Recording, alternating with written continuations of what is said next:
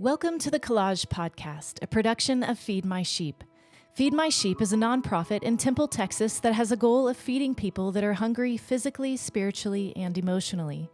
In this podcast, we discuss Scripture, and our hope is that you would be fed spiritually through the reading and discussing of His Word. We're glad you're here.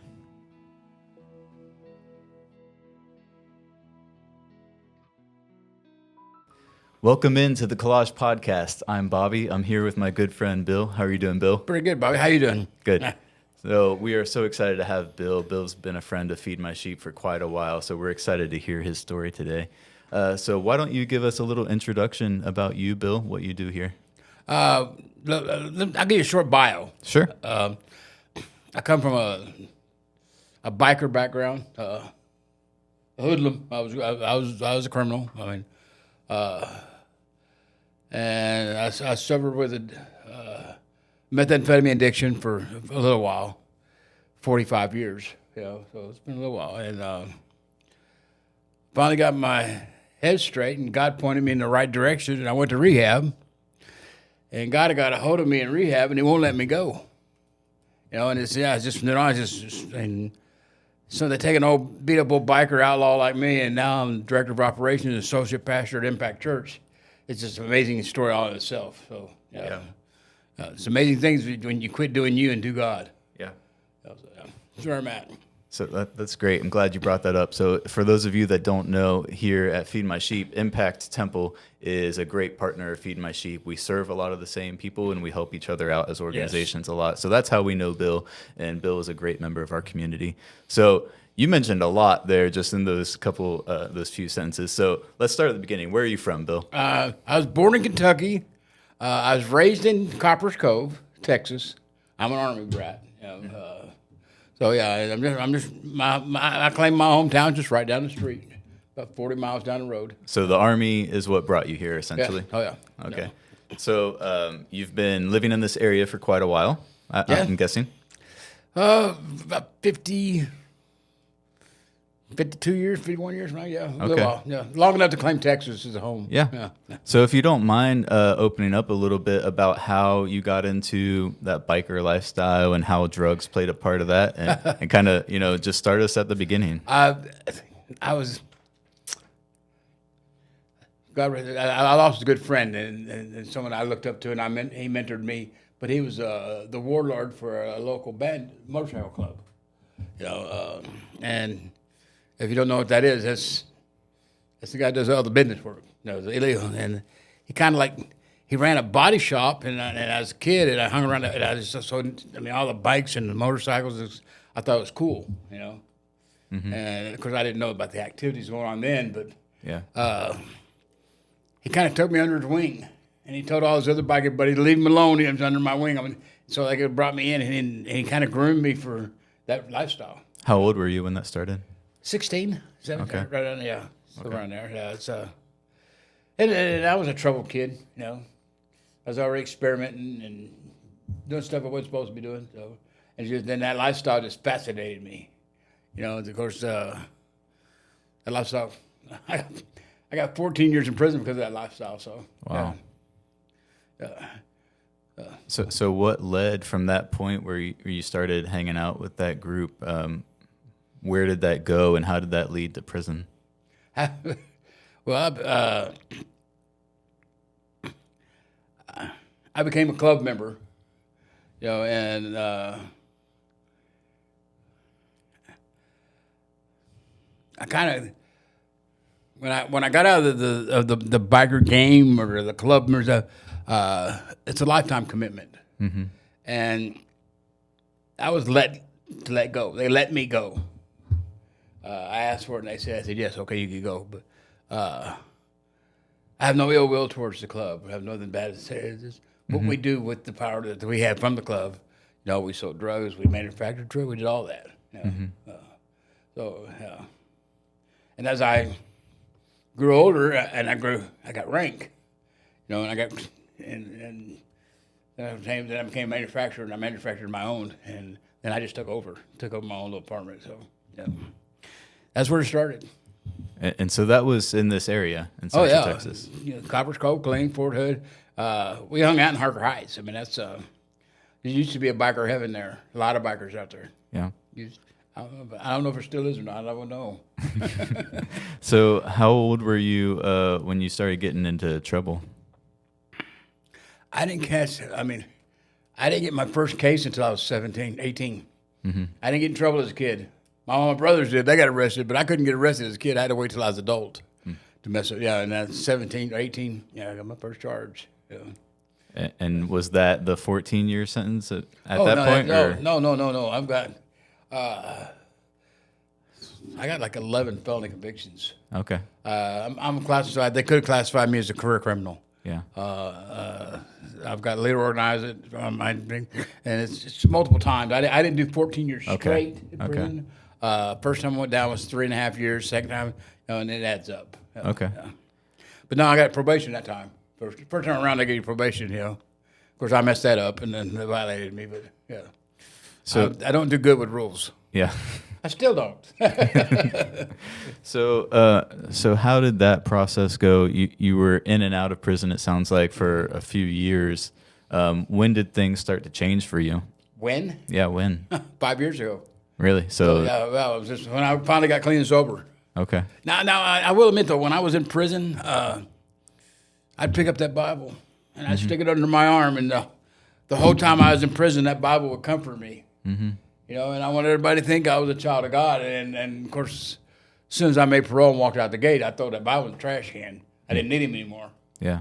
And I did that because every time I went to prison, that's because the safest place is the chapel. That's where the safest place is at. So that's where I went. Be the safest place. So when, if you don't mind saying, when did you really start to change? Was there a certain point or a certain thing that happened that God really took a hold of you? I was. This is a story. This is a story what brought me to rehab. It started this journey with God, and of course, then before I went to rehab, I worshiped nobody but myself.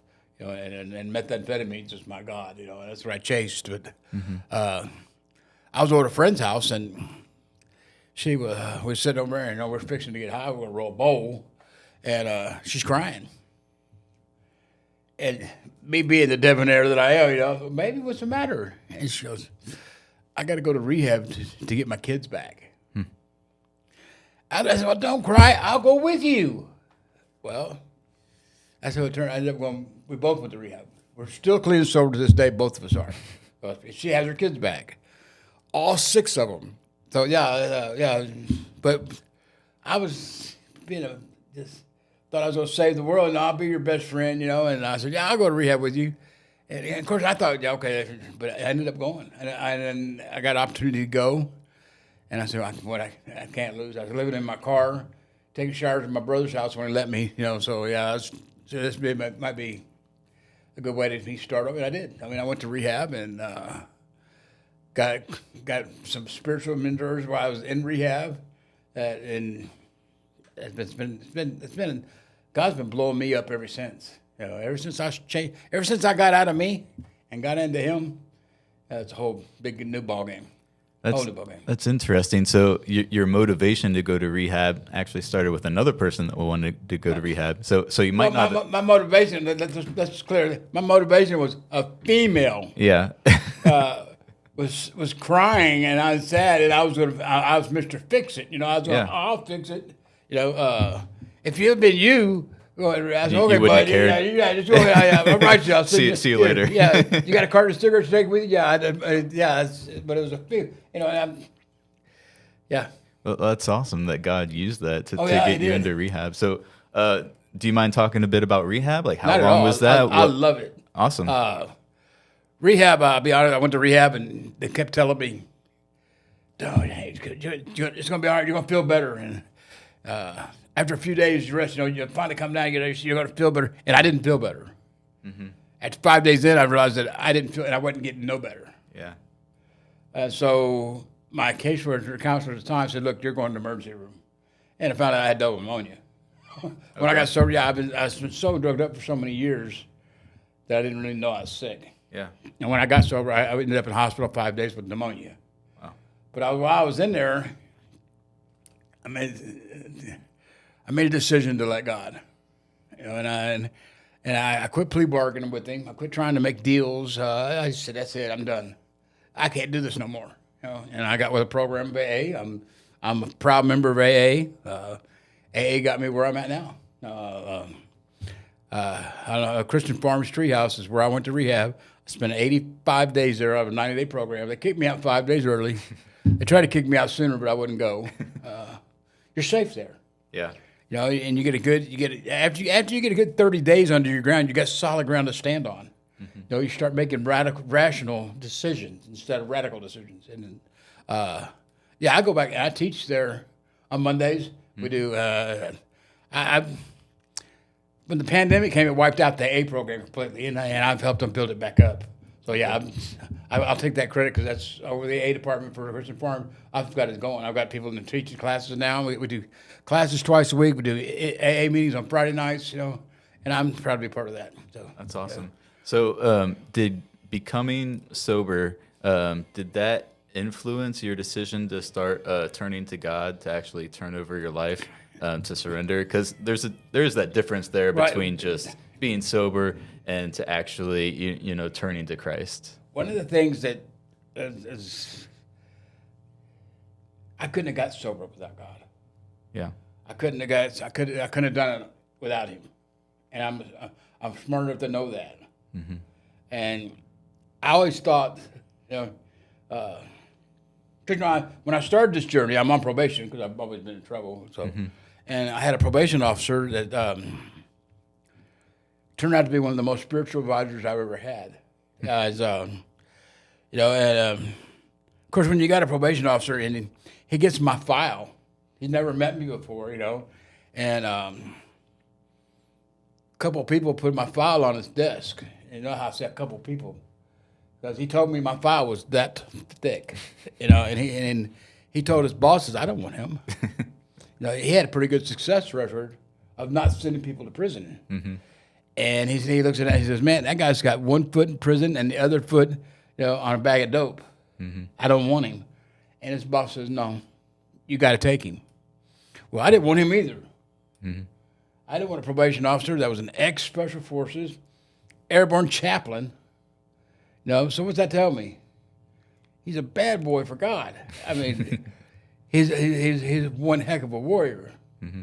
And I'd come in, I'd get out as fast as I could. But one thing he told me, and all this time, he's not ministering to me. He's little hints, mm-hmm. And my report time would go from. So I used to go in there in 5 minutes. I'm done. I'm out of there. And then it turns out, and he's going, hey, I got an appointment in this hour. My appointments went from 5 minutes to an hour. And it wasn't about Bill, it's about God. Yeah. And we started talking about Jesus, and we started, and implementing my life, and he has so much power, influence, and to this day I love him to death. He's we talk. He's with the Federal Pros and Pardons in Kentucky now. He's moved, mm-hmm. But yeah, and he's the one that's was very influential, and I don't say I didn't have an aha moment and be converted to God. I had that a long time ago. Mm-hmm. And I told him, I said, I think I'm going to rededicate my life to God. And he says, that's good. How about for the first time for real, dedicate your life to God instead of playing at it and doing it. And he was right. Mm-hmm. I never gave myself.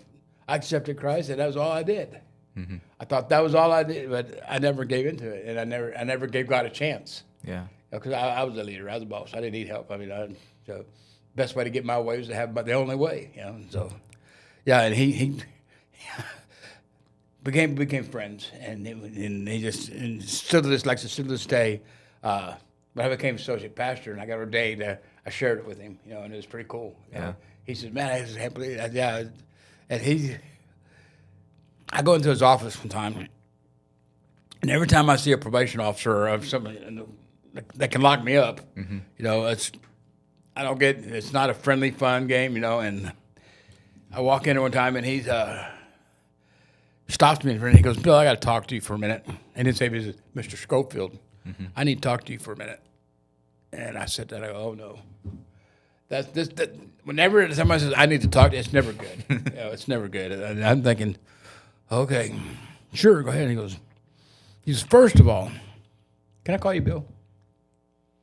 And that threw me for a loop.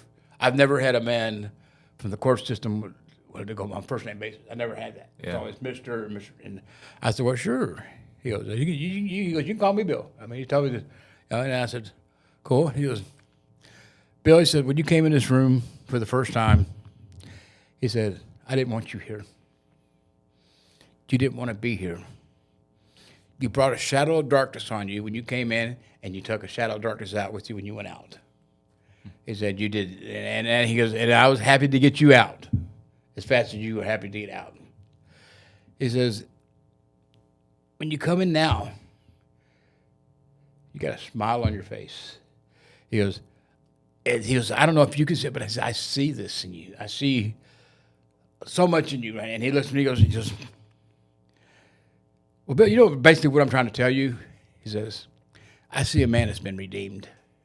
And he hit it right, because that's exactly what he said. And it just hit me, and I said, yep, that's exactly what I am.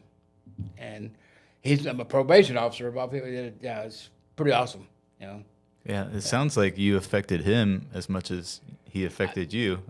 I hope maybe like he had you kind of stereotyped a certain way. Like he didn't want you, and I'm sure he learned a lot through that process of seeing you grow. Oh yeah. But he transferred away though. But when I came to Temple, he was a Copper's Cove probation officer, so I had to transfer everything here. But yeah. Mm-hmm. So, what made you want to get involved in ministry? How did that play out? Oh, that's another. I knew I wanted to be involved. Church, I was going to church, and they were teaching at the rehab where I went, and I told them that I wanted to be part of that, you know, and I couldn't get it. I couldn't make it happen. So, a friend of ours introduced me to Roy, which offered me Roy, and he let me start volunteering. I started out volunteering, and they were doing the Mormon Center, and I'd volunteer all night. I was on disability. I had my days for free. I'd stay there, and 14, 16 hours at a time I'd volunteer. Well, someone said, hey, Roy, you need to give him a job. So, and I was on disability at the time, and Roy and I discussed about and it worked out that they hired me, give me a job. And of course, I haven't been bit yet. I haven't got the bug. I haven't got the bug yet. I haven't been bit by the God's bug yet, because he got bit. I got bit by God's bug. Yeah. I got to share my testimony. Mm-hmm. And sharing my testimony for the first time in a public place inspired me, got me so fired up. And when I walked off that stage, after telling my story, I knew where I needed to be. I knew where God was pointing me all these years towards, and it was ministry. Yeah. And as soon as I got off stage, I walked up to Roy. I said, Roy, I've been called to ministry. And he goes, really? I said, I don't think I know I've been God's. And I did, right after that, I was put on the apprenticeship program. Yeah. Started school, went to UMHB, took Certified Christian Studies, and it's all uphill. I'm going uphill, and I don't even have to paddle. It's pretty strange, yeah. Yeah, I mean, you have such a powerful testimony to people that are in similar circumstances. I'm sure you would know better than I would that if you're in that sort of lifestyle, that's probably all you know and all you really expect. Like, you couldn't see yourself here back then, could you? Oh, no. I didn't know anything else. Yeah. When I'd get out of prison, I'm thinking, wow, I got 5 years, 4 years of clean sober, and I'm doing great, you know. And then once I get back after, I knew how to. I always worked. I always had a job, you know, but I didn't have no development skills. Mm-hmm. I knew how to make money illegally. You know, I knew how to do that. You know, and whenever I got broke, I knew I could make a little bit of dope, and I could make money. I mean, I knew that it was a curse, really. But yeah. I had no idea. Well, it's just I didn't know what God's plan was. I still don't know what His plan is. Sure. But I'm following it. Yeah. I'm letting Him lead me. Yeah. And I never did that before. So So is that something that you find that other people find difficult to kind of see hope, to see that God can change them, or do they have trouble seeing that they're worthy? Because I know you do a lot of mentoring and discipling. Is that something you run into with them? What I run into with them basically really is and it's not just with people in recovery, but it's a lot of people don't feel worthy. Yeah. And I didn't feel worthy. I mean, but I know different now. I know, and I have to, and with my sponsees or someone I'm working with in recovery, honesty is the number one thing. As long as you're honest, we can get past anything. And worthiness, and a lot of people, because I have to question myself today, where I'm at, what's going on in my life, and how things are going, and how God's using me, and I have to remind myself that I am worthy myself, because I felt that I'm worthy plenty of times, But yeah, it's growing. I'm growing. Yeah. I'm striving for spiritual growth, and that's exactly what it is. So you mentioned that you're not sure what God's ultimate plan is for your ministry, for your life. Do you have any plans yourself? Are you happy with the ministry you have right now? Do you have any goals moving forward? I believe that I'm deep set in my heart and in my faith and believing I'm right where God wants me. I'm dealing with the people God wants me to deal with. And when I came here, I was one of them. I was homeless. I was sleeping in a car. And the first time I drove my car, when I got clean sober, the motor blew up. So God was telling me, you don't need that car no more.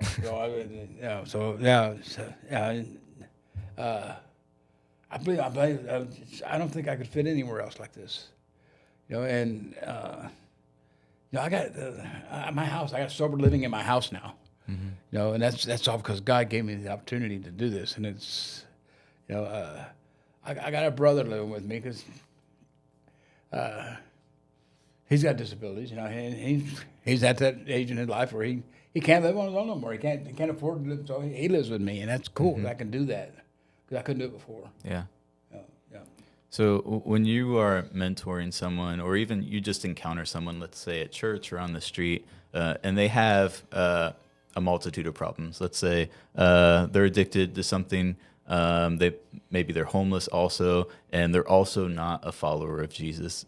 Where would you start, or do you just trust God? Every instance is different. Every instance is different. Every person is different. And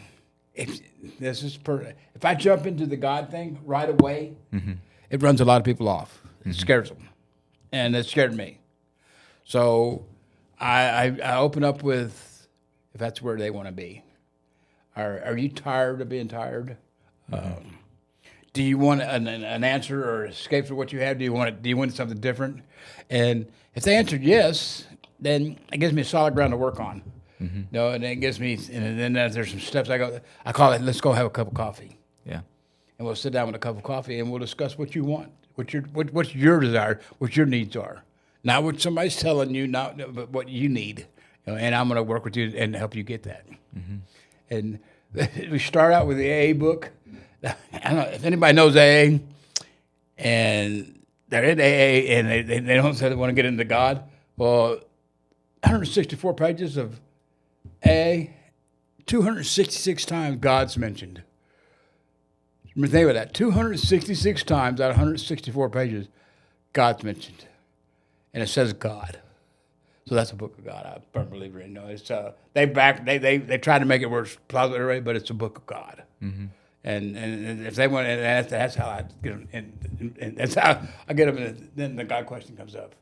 Then, if I'm doing my job right, they get a little bit more hungrier, and they want to know a little bit more about the God thing. So that's where I branch off. Yeah. So I have another question. It might seem kind of unrelated, but just in your opinion, do you think it's easier for people to want to become sober because of knowing Jesus? Is it common to just want to be sober as a non-Christian?